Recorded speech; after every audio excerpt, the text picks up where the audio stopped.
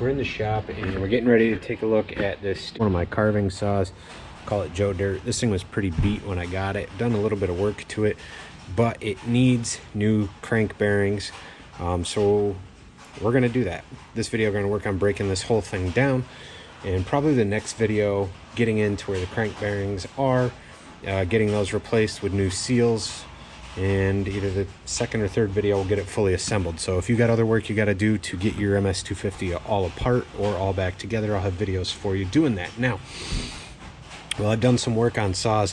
I have never replaced crank bearings, so this will be a fun learning experience for all of us. Be sure to give me a thumbs up, hit subscribe, guys, and don't go anywhere because we're going to get started.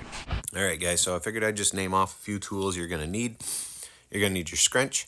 You're going to need a T25 torque bit, torque wrench, T-handle wrench, whatever it is that you have or you need to get, but it's got to be a T25.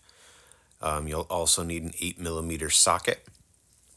It could be a deep well, short well, sometimes works better for getting this off, getting your exhaust off. You're going to need a regular flathead screwdriver.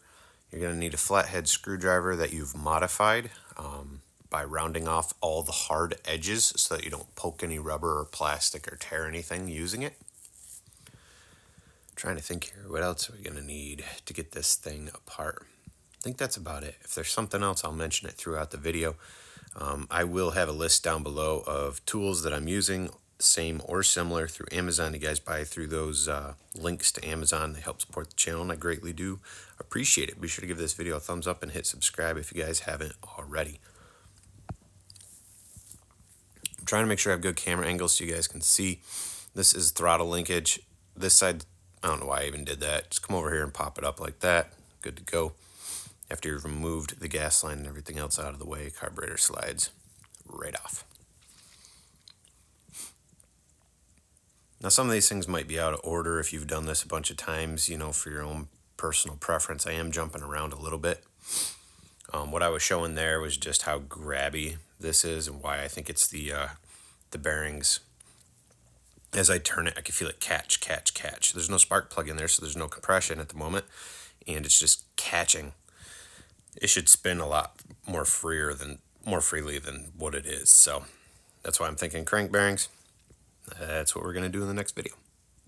Next, we're going to get rid of our sprocket. Got to get rid of this little C-clip, washer, sprocket.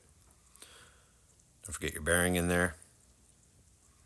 I am putting a little engine stop in, but you could use like a 1/4 inch thick piece of rope. Bring the piston up so it closes all ports, and then push the rope in, and then bring the piston all the way to the top with using the flywheel. And then you can go in, use your T-wrench. You got to go counterclockwise to get the flywheel nut off.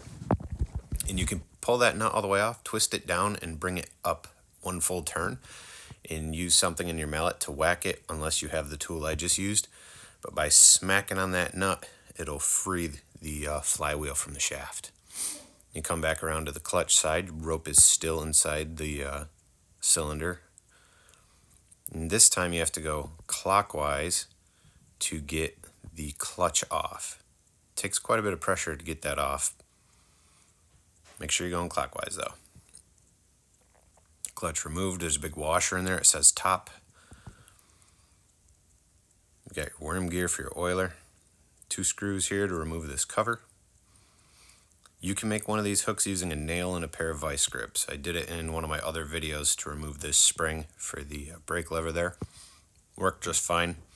That thing I had was a special tool from Stihl. Little C-clip there. Pop that guy off.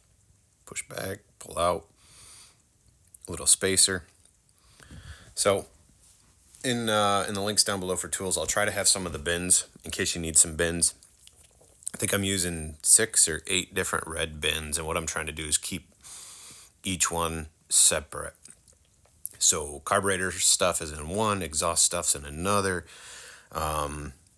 clutch side is in one, flywheel side is in another. Just trying to keep things apart. You know, all the bolts that hold the handle on will be in one. That way when you go to assemble, things are a little more organized and a little bit easier to do.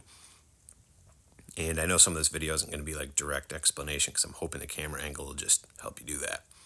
This is a 8mm socket. Pop those off. Got your gasket, metal plate, pull that stuff out, pull your bolts out. I know I'm not getting super technical with parts.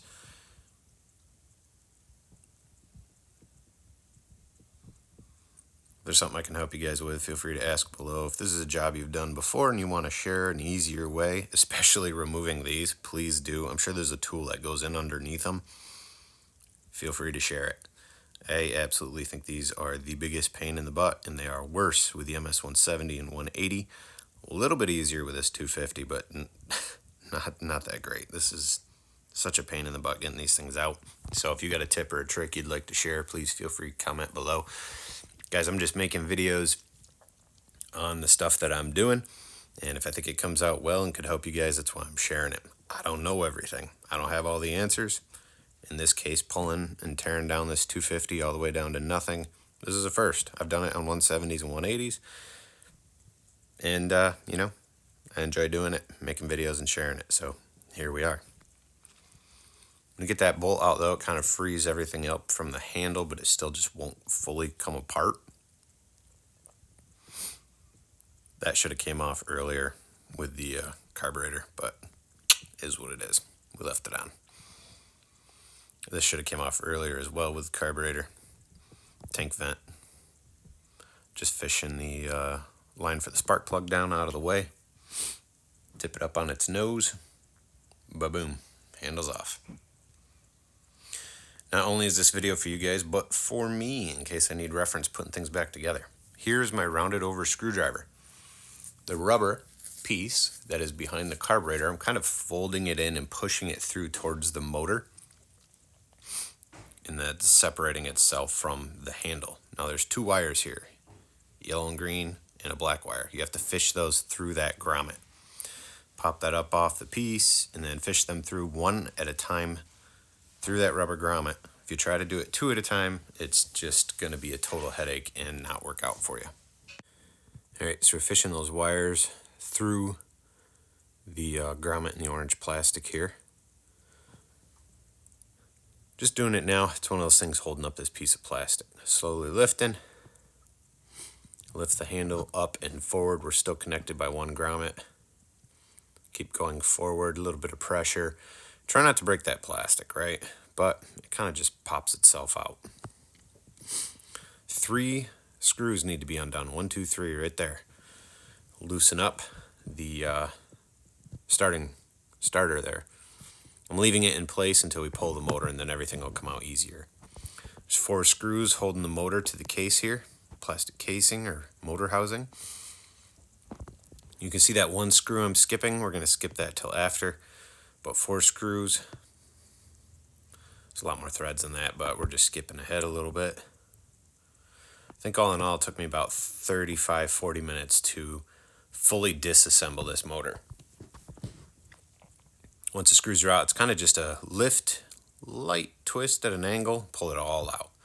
You can see the starter coil here is just, you know, free in there, but it was tied up in that white piece of plastic, so that's why I didn't even bother taking it out until I pulled everything out together. This comes straight off, a little bit of a wiggle. Now these rubber pieces here, these could be cracked, you could have issues, so I think it's important to clean them well and look them over. You may need to replace gas lines or other things while you're in here. You may need to replace different parts for the oiler system. All things to look over good, or just buy new and you know, replace them as you go. I'll try to find some of this stuff and have it linked if you want to do Amazon parts as replacements. If not, you can get these things ordered up through your local Stihl dealer. Back to the bottom side of this casing, motor housing, plastic area. One more screw for the oiler connections. This piece of plastic, using my rounded screwdriver, carefully prying. Now this could snap. You may have to get a new one here. You may have to get a new, if you can see, there is a black O-ring on there. Probably a good time to replace that as well. So I'm going to pull the oil pump out. I was showing you what size bolt you need. Twist it in finger tight until it stops. Grab some long pliers and use the side of the plastic there and just pry it out. And that's it. Here guys, so there's our MS250 totally fully disassembled, minus splitting the bottom end and opening the motor up, right? Basically all our parts are off except for our caps, the vent line for the tank, the fuel line for the tank, and the oil line that goes inside the tank in there. I'm not too worried about, you know, these little things. If you had to take them off, you could see how to do that pretty easily. But as of where I'm at right now, I'm gonna go ahead and wash parts. Plastic parts, these oiler parts that are all sawdust, gonna clean that up, clean this up, clean all this stuff up. Most of this other stuff, not do a whole lot with, maybe clean up this and clean up our other lines here, our impulse line. I'll probably do that off screen. Next video though, we're gonna get into splitting the lower end of the motor here and see what we can do about pulling the seals and the bearings so that we can put new seals and new bearings in. And then the third video will be reassembly of the Stihl MS250. So be sure to give me a thumbs up, hit subscribe guys, hit that bell, hit all so you don't miss any future uploads. And have an awesome day. Thanks for watching.